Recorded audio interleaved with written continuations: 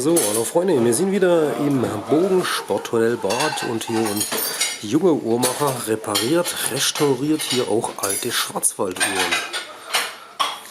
Genau, das hier ist ein Holzplatinenwerk von Settele aus Eisenbach in Vollplatinenbauweise. Das hatte ich komplett auseinandergenommen, wie man hier sieht. Die Zahnräder im Ultraschallbad gereinigt, die Federn auch rausgenommen und einzeln gereinigt und jetzt schon wieder eingesetzt in die Federhäuser. Und bin gerade dabei, die Lager zu putzen. Der Zusammenbau kann dann beginnen, sobald ich hiermit fertig bin. Das dauert aber noch etwas. Hier ist natürlich viel Geduld gefragt, wenn man eine alte Uhr wieder in Gang bringt. Da sind ja nicht nur Metall, sondern noch Holzarbeiten gefragt manchmal, wenn Genau. Bauteile ersetzt werden müssen. Oft genug muss ich auch ein altes Holzplatinengestell wieder verleimen, weil der Kasten langsam auseinandergeht. Manchmal muss man die alten Holzwerke auch auf einen Tragstuhl setzen, weil sie anfangen, sich zum Parallelogramm zu verformen durch die Belastung der Gewichte. Da kann ich dann auch nicht mehr viel tun. Aber ein Tragstuhl ist kein Wertverlust bei einer antiken Uhr, das muss man akzeptieren, dass das manchmal nicht anders geht. Manchmal muss man dann auch wirklich Teile erneuern, ne? Genau. Dann greifst du also auf alte Ersatzteile zurück von den anderen Uhren, wo man dann wirklich sagt, zerlegt man und nicht mehr zu retten, dass man sie als Ersatzteile nimmt? Das kommt auch manchmal vor, ja. Ich kenne viele Uhrmacher, die neue Teile verwenden, weil es halt einfacher ist. Die kann man aus dem Katalog bestellen, die sind günstiger. Aber so mache ich das nicht. Ich habe zum Beispiel einen Vorrat an... Wäre ja auch nicht mehr dann so richtig original, ne, mit Genau. so neuen Teilen, sondern... Genau, ich habe zum Beispiel antiken Draht. Ich habe einen Satz antike Schrauben, antike Zeiger, antike Nägel und antike Lagerbuchsen. Das ist in meiner Meinung einfach notwendig, um eine Uhr fachgerecht zu restaurieren. Dass man auch auf die antiken Ersatzteile zurückgreift.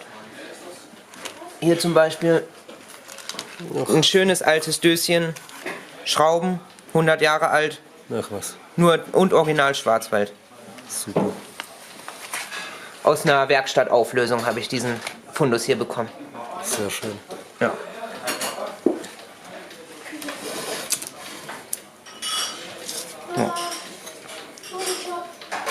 In etwa 10 Minuten dürfte das hier fertig sein, dann kann ich die Uhr zusammensetzen. Ja, wunderbar, dann schauen wir da gleich wieder rein. Wie alt ist jetzt das Stück zum Beispiel? Also das hier, Circa. das Gehäuse ist ein Gehäuse mit Messingblechschild geprägt und dürfte um 1860 entstanden sein, also ziemlich früh für diesen Uhrentyp. Super.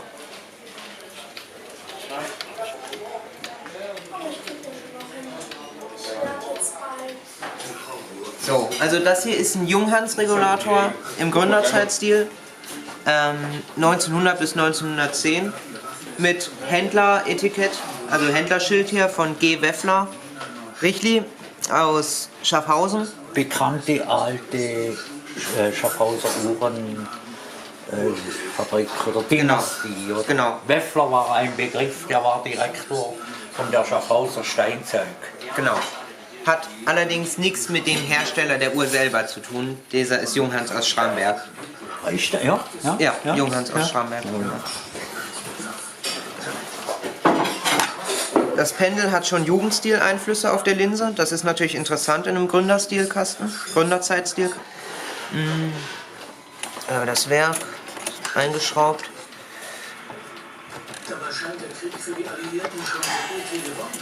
Der Mann kommt raus, da. Genau. Das Werk ist vom Zustand her noch recht gut, ist sauber, nicht zu sehr verölt. Allerdings sieht man schon, dass in den Lagern das alte Öl schwarz geworden ist. Und sie sagen, die läuft nicht. Sie bleibt stehen. Ja, ich war ja letzte Woche mit der Anna, also am Mittwoch habe ich die andere geholt. Genau. Und dann kommt mein Enkel und sagt, Großvater, warum hast du mir nichts gesagt, dass du nach Eisenbach fährst? Und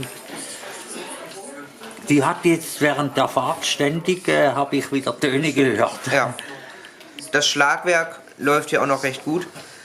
Wenn die Uhr stehen bleibt, wird das höchstwahrscheinlich daran liegen, dass sie wieder gereinigt werden muss. Vor allem, wenn das in der letzten Zeit nicht erfolgte. Also wenn sie länger nicht gereinigt wurde, dann sollte sie definitiv gereinigt werden. Aber sonst ist sie, wie gesagt, noch in gutem Zustand. Da habe ich schon wesentlich Schlimmeres machen müssen oder machen sollen. Ich kann es mir vorstellen. Ja. Der Mann in der Schweiz sagt man, der Mann kann alles. Ja. Gut, der kann ich mich gerne annehmen, der Uhr. Ja, das ist gut. Hole ich die andere noch? Sehr gut. Ist also praktisch dieselbe wie ich vor einer Woche. Das ist ja ziemlich genau die gleiche, wie die ich schon hatte. Ja. Auch eine Neuenburger Pendüle. Ich stell die mal kurz hier ab. Der andere Tisch ist gerade besetzt. Das ist so Internet. In der Schweiz sind diese 40 Euro, in Deutschland ungefähr 20 Euro. Also die andere, wo ich geholt habe, läuft halt. Sehr gut. Zeigerwerk ist sehr schwergängig.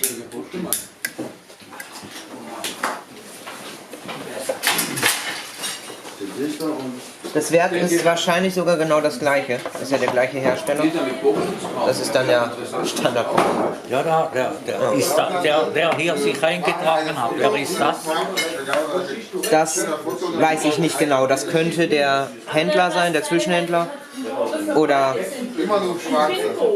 das vermute ich mal, dass das der Die werden Erzverkäufer ist. ja im Kanton Waadt, Kanton Jura, also in der Westschweiz, in der französisch sprechenden Schweiz, stammen die eigentlich. Egal welche Foto. Gibt es verschiedene Händler, sie werden aber heute auch nicht mehr so, sind nicht mehr so gewagt, oder?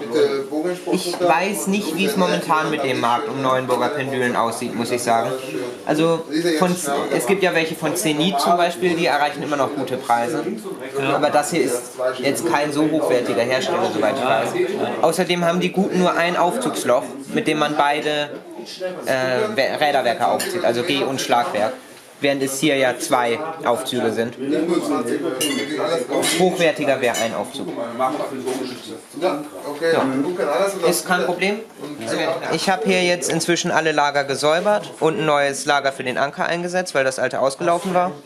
Dazu habe ich die festen Federhäuser wieder angeschraubt, die Federn geölt und setze nun die Zahnräder wieder ein. Das hier ist das Schlagwerk. Hier kommt der Windfang.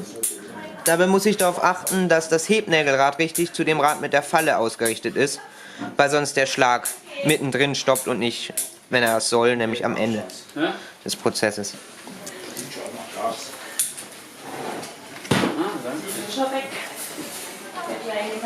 Interessant ist hier auch noch, dass die Räder nur 3 Schenkel haben. Üblich wären 4. Daran sieht man, dass die Uhr sehr früh ist, sehr früh entstanden ist.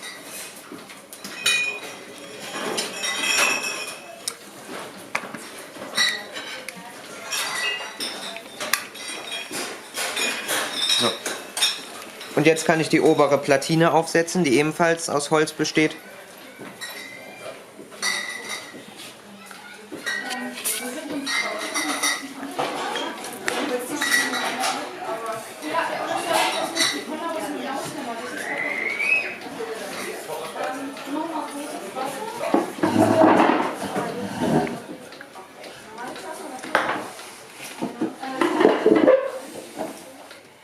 Was allerdings ziemlich lange dauert, bis man alle Räder in ihren entsprechenden Lagerbuchsen hat.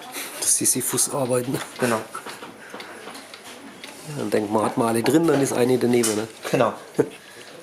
So, ich habe jetzt das Uhrwerk wieder montiert und wir sehen jetzt, wie es das erste Mal seit Jahrzehnten wahrscheinlich wieder aus eigener Kraft läuft.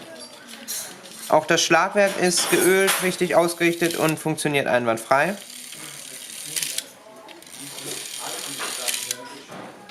Ich muss jetzt nur noch letzte Kleinteile montieren, wie das Zeigerwerk und die Schlossscheibe, zusammen mit den Stellungen. Ja. Und dann wird die lange Testlaufphase beginnen. Ein paar Feinheiten sind hier noch auszurichten, sehe ich gerade. Und etwa nach 3-4 Tagen Testlauf kann ich die Uhr dann als rehabilitiert bezeichnen, quasi. Das Ankerlager muss ich noch etwas genauer ausrichten, weil der Anker noch hängen bleibt, dann und wann.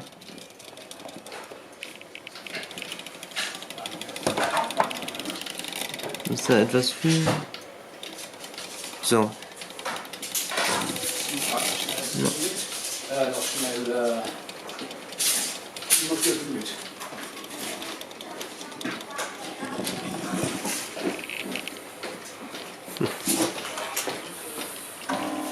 Wo kommt das Uhrwerk nachher rein? Hast du die Uhr auch dazu da oder bloß das Werk? Den Kasten habe ich auch hier, den kann ich gleich mal zeigen.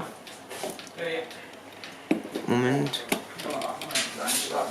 Die Ausrichtung des Ankerlagers ist etwas kompliziert, weil das Loch im Holz etwas ausgeschlagen ist. Den muss ich mir später nochmal genauer annehmen.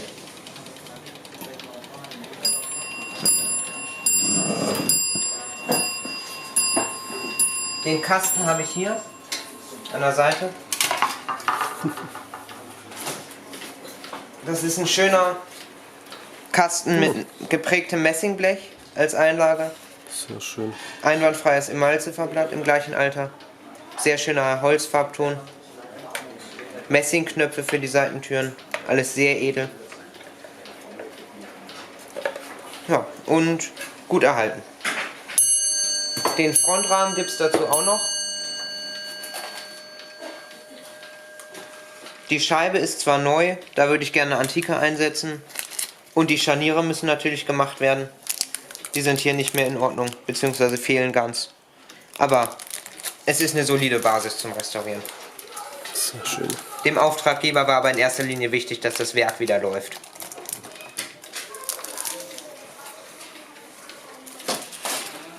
Oh, super. Dankeschön. Gerne. Die Uhr hängt jetzt für ihren Testlauf erstmal an einer ruhigen Wand. Ich stelle sie jetzt noch auf die richtige Uhrzeit. Das Schlagwerk funktioniert auch.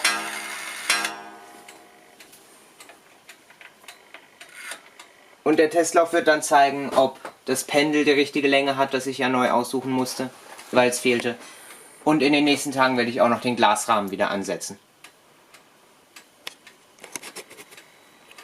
Sehr schön. Na dann, gute Zeit.